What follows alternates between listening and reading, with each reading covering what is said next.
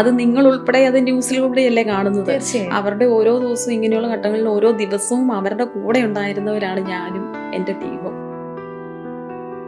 ആ പേരൻസിന്റെ ജീവിതത്തിലെ ഏറ്റവും വിഷമഘട്ടങ്ങളിലെ ഒരു ദിവസമായിരുന്നത്. ഏതൊരു പ്രതികൂല സാഹചര്യത്തിലും തൻ്റെതായ വ്യക്തിമുദ്ര പതിപ്പിക്കുന്ന നഴ്സുമാർ തങ്ങളുടെ ജീവിതാനുഭവങ്ങൾ പങ്കുവയ്ക്കുന്ന രാജഗിരി ഹോസ്പിറ്റലിന്റെ ഏഞ്ചൽസ് വോയിസ് പോഡ്കാസ്റ്റിന്റെ 3ാമത്തെ എപ്പിസോഡിലേക്ക് ഹാർദവമായ സ്വാഗതം.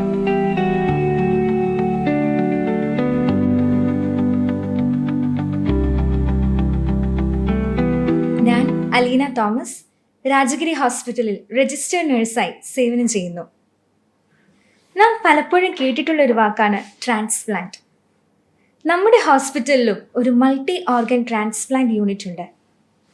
അവിടെ നാം നൽകുന്ന നഴ്സിംഗ് കെയറിന്റെ പ്രാധാന്യത്തെക്കുറിച്ചും അവിടെ സേവനം ചെയ്യുന്ന നഴ്സുമാരുടെ അനുഭവങ്ങളും നമ്മളോട് പങ്കുവെക്കുന്നതിനായി അവിടുത്തെ യൂണിറ്റ് മാനേജറായ സിസ്റ്റർ അജിമോളാണ് ഇന്ന് നമ്മോടൊപ്പം ഉള്ളത്. Welcome you sister. Thank you Aleena. സിസ്റ്ററിന് ഏകദേശം ഒരു 20 വർഷത്തോളം എക്സ്പീരിയൻസ് ഉണ്ട് നഴ്സിംഗ് മേഖലയിൽ. അതെ, വിവിധ ഡിപ്പാർട്ട്മെന്റുകളിൽ സിസ്റ്റർ വർക്ക് ചെയ്തിട്ടുണ്ടാവും. എങ്കിലും നമ്മുടെ ഈ ട്രാൻസ്പ്ലാന്റ് യൂണിറ്റിലെ നഴ്സിംഗ് കെയറിന്റെ പ്രാധാന്യം വലുതായിരിക്കുമല്ലോ. ട്രാൻസ്പ്ലാന്റ് പ്രോഗ്രാം എന്ന് പറയുന്നത് ഒരു ടീം എഫേർട്ടാണ്.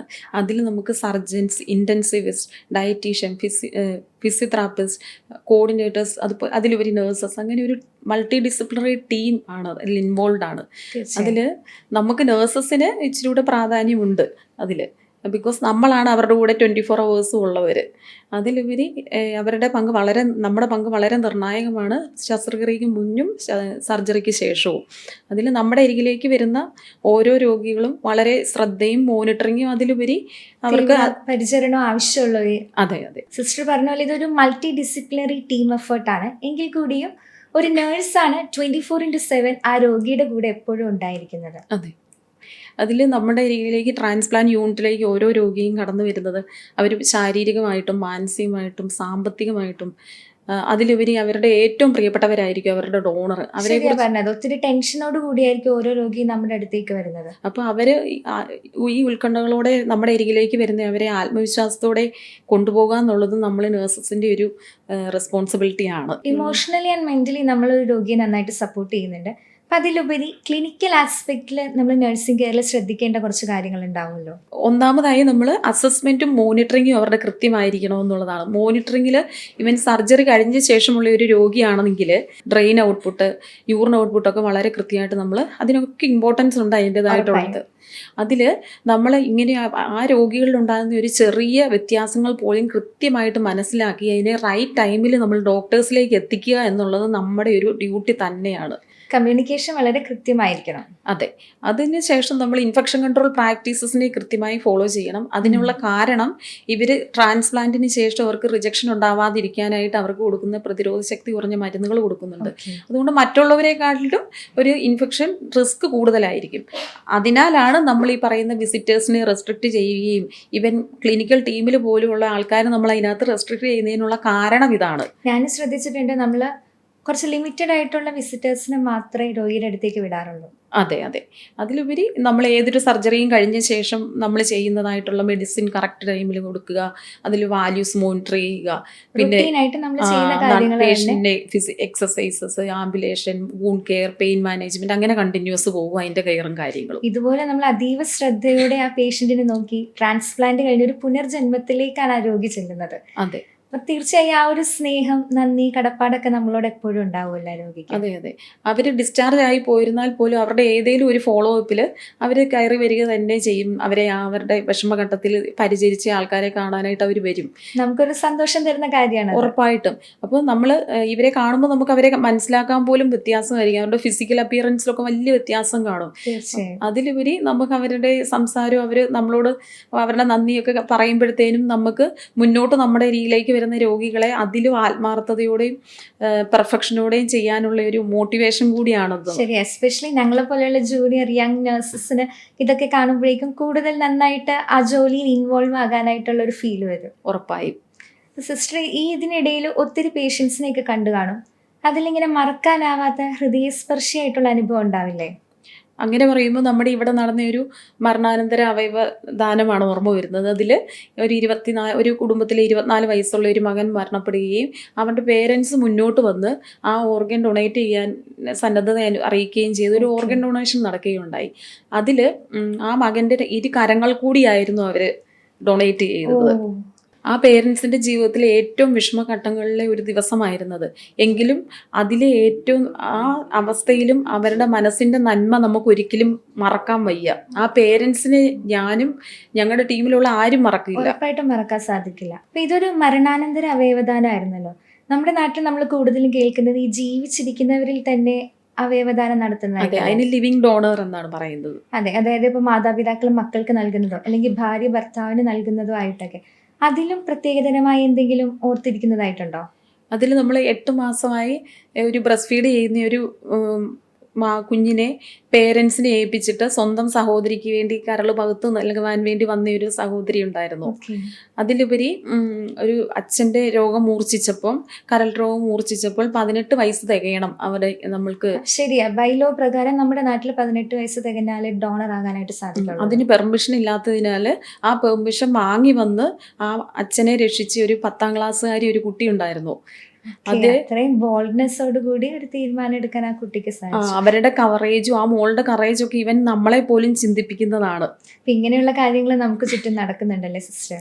അതെ, ഇങ്ങനെയുള്ള സംഭവങ്ങൾ നമ്മുടെ ഹോസ്പിറ്റലിനുള്ളിൽ നടന്നാൽ പോലും അത് നിങ്ങൾ ഉൾപ്പെടെ അത് ന്യൂസിലൂടെയല്ലേ കാണുന്നത്.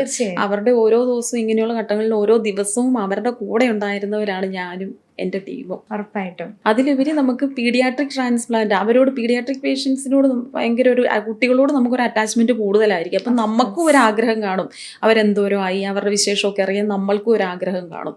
അതിൽ ഈവൻ അവർ ഡിസ്ചാർജ് ആയി പോയിരുന്നാലും അവിടെയും അവരുടെ പേരൻസ് നമുക്ക് ആദ്യമായിട്ട് സ്കൂളിൽ പോയതിൻ്റെ ഫോട്ടോ, അല്ലെങ്കിൽ അവർ ആനിവേഴ്സറിയിൽ ആദ്യമായിട്ട് അവതരിപ്പിച്ച് പാർട്ടിസിപ്പേറ്റ് ചെയ്ത പ്രോഗ്രാമിൻ്റെ വീഡിയോസ് അങ്ങനെയൊക്കെ നമുക്ക് അയച്ചു തരികയും നമ്മൾ കാണുമ്പോൾ നമുക്കതൊക്കെ വളരെ സന്തോഷമുള്ളതാണ്. നമ്മളെ അവരുടെ കുടുംബത്തിലെ ഒരു അംഗമായിട്ട് കാണുന്നത് കൊണ്ടാണല്ലോ ഇങ്ങനെയുള്ള ലൈഫ് ഇവന്റ്സ് ഒക്കെ നമ്മളോട് ഷെയർ ചെയ്യുന്നത്. അവരെപ്പോഴും അവരുടെ ഒരു കുടുംബാംഗങ്ങളെ പോലെ തന്നെയായിരിക്കും അവരെ പരിചരിച്ച ആ ആൾക്കാരെ എപ്പോഴും കരുതുക.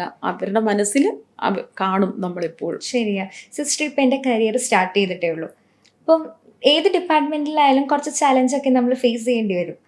ഇപ്പോൾ ചൈൽഡ് പീഡിയാട്രിക് കേസാണെങ്കിലും അഡൽട്ട് കേസാണെങ്കിലും നമ്മൾ ഇമോഷണലി വീക്ക് ആവുന്ന ചില മൊമെന്റ്സ് ഉണ്ടാവില്ലേ? ട്രാൻസ്പ്ലാന്റ് യൂണിറ്റ് നമുക്ക് നിൽക്കണമെങ്കിൽ നമുക്ക് വളരെ ക്രൂഷ്യലായിട്ടുള്ള സംഭവങ്ങളും ഒക്കെ വരും. അപ്പോൾ അതിനെയൊക്കെ നമ്മൾ കറേജോടെ നമ്മൾ അതിനെ നേരിടുക തന്നെ ചെയ്യണം. അതിലുപരി നമ്മൾ നഴ്സിംഗിലൊക്കെ പഠിച്ചിട്ടില്ലേ, ക്വാളിറ്റി പഠിച്ചിട്ടില്ലേ, എമ്പതി, സിമ്പതി ഒക്കെ. അതിൽ സിമ്പതിയിലുപരി നമുക്ക് എമ്പതിയാണ് വേണ്ടത്.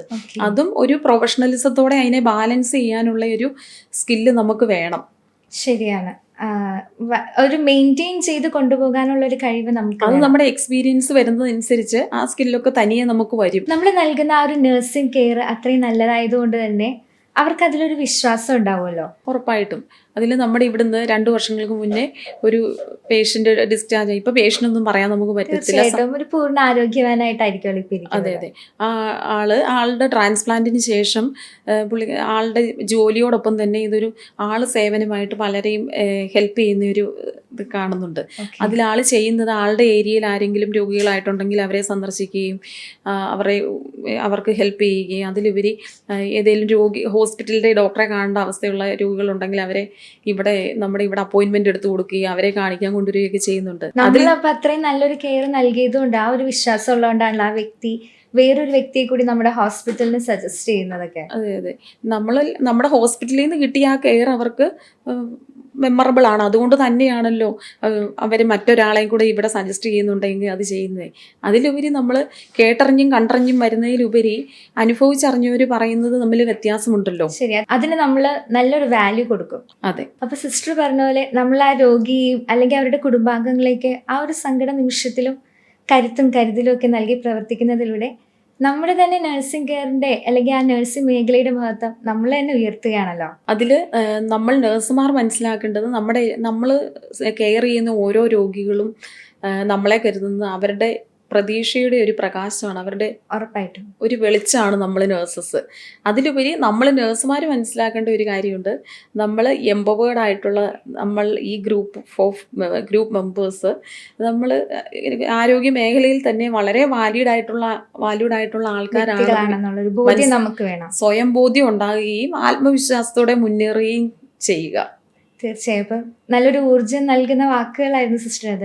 അപ്പോൾ സിസ്റ്റർ നമ്മൾ ട്രാൻസ്പ്ലാന്റ് യൂണിറ്റി നൽകുന്ന നഴ്സിംഗ് കെയറിന്റെ മഹാത്മ്യവും അതിലുപരി സിസ്റ്ററിന്റെ അനുഭവങ്ങളൊക്കെ ഞങ്ങളോട് ഷെയർ ചെയ്തതിന് ഒത്തിരി നന്ദി. ഒരു നഴ്സിന്റെ ജീവിതകഥയും അനുഭവങ്ങളും ഇവിടെ അവസാനിക്കുന്നില്ല.